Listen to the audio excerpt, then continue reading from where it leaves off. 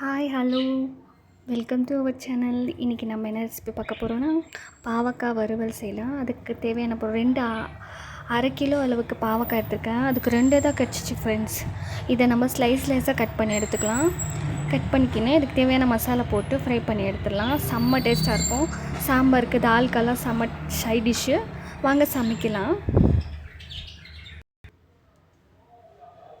இப்படி ஸ்லைஸாக கட் பண்ணி எடுத்துக்கலாம். அப்போ தான் அது நல்லா ஃப்ரை ஆகும்.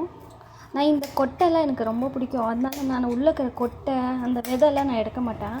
அதையும் சேர்த்து ஃப்ரை பண்ணி சாப்பிடுவேன். ரொம்ப நல்லாயிருக்கும்.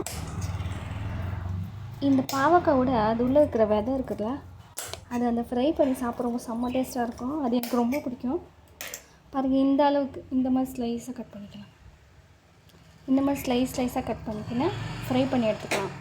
இதுக்கு நம்மளுக்கு வெங்காயம், பூண்டு இதெல்லாம் தேவையே இல்லை. எவ்வளோ மெலிசாகுமோ அவ்வளோ மெலிசாக கட் பண்ணி எடுத்துக்கலாம். அவ்வளோதான். இது மொத்தமாக கட் பண்ணி எடுத்துக்கலாம். இந்த அளவுக்கு நம்ம ஸ்லைஸாக நம்மளால் எவ்வளோ முடியுமோ அந்த அளவுக்கு ஸ்லைஸாக கட் பண்ணி எடுத்துக்கினேன். பாருங்கள், இந்த கொட்டையோடு தான் நான் ஃப்ரை பண்ண போகிறேன். எனக்கு இந்த கொட்டை ரொம்ப பிடிக்கும்.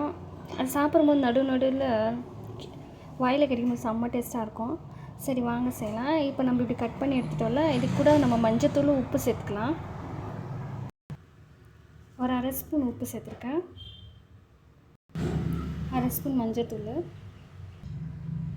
கொஞ்சோண்டு மிளகாத்தூள் சேர்த்துருக்கேன். ஏன்னா கடைசியில் நம்ம சேர்க்கணும் மிளகாத்தூள். அதுக்கு தான் எனக்கு லைட்டாக சேர்த்துருக்கேன். இப்போ சேர்த்துட்டு நல்லா பிசைஞ்சு கொடுத்துக்கலாம்.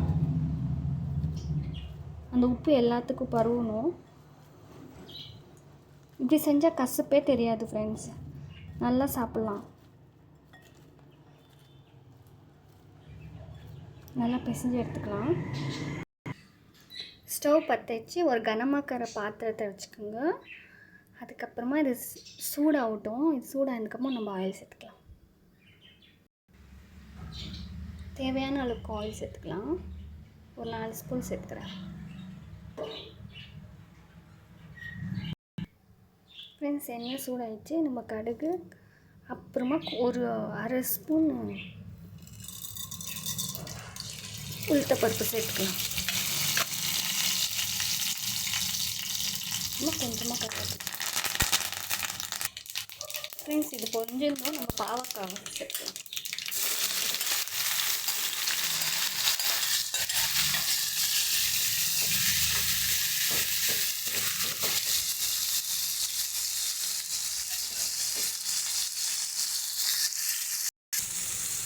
ஃப்ரெண்ட்ஸ், இது ஐயில் வச்சு நம்ம ஃப்ரை பண்ணிக்கலாம். அந்த தண்ணி, இந்த ஈரப்பதெல்லாம் போகணும். அது மட்டும் நம்ம ஃப்ரை பண்ணி எடுத்துக்கலாம்.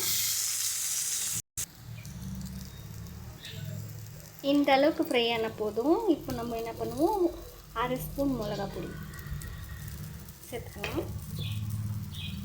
அரை ஸ்பூன் தனியாத்தூள் சேர்த்துட்டு ஒரு மிக்ஸ் கொடுத்துக்கலாம்.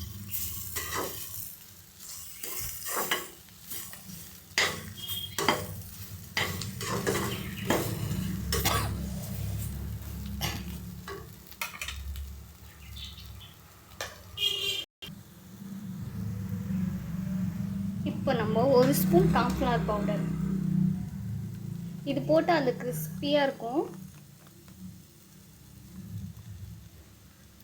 அந்த சாப்பிடும்போது கொஞ்சம் க்ரன்ச்சியாக இருக்கும். ஸோ அதனால தான் நான் ஒரு ஸ்பூன் கார்ன்ஃப்ளவர் பவுடர் போட்டு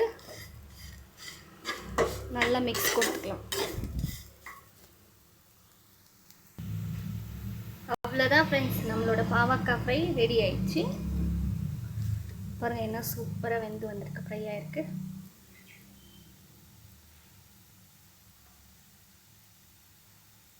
அவ்வளோதான் ஃப்ரெண்ட்ஸ். வீடியோ பிடிச்சிருந்தா ப்ளீஸ் சப்ஸ்கிரைப் பண்ணுங்கள், லைக் பண்ணுங்கள். பாய்.